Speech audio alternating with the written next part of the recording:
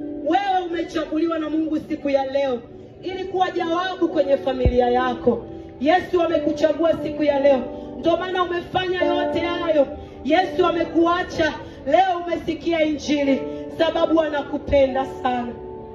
Anasema njoo kwangu nitakupa pumziko. Pumziko la kweli lipo kwa Kristo Yesu.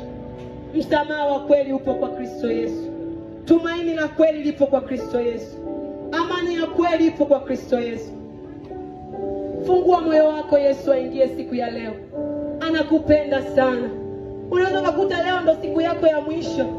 Yes. Lakini una neema ya kusikia habari ya Kristo. Una neema sana, mtu wa Mungu. Anasema kwamba alikuja ili ufikirie toba. Alikuja ili urudi tena kwake. Hakuja kukuhukumu Yesu. Mambo ni mabaya ulimwenguni.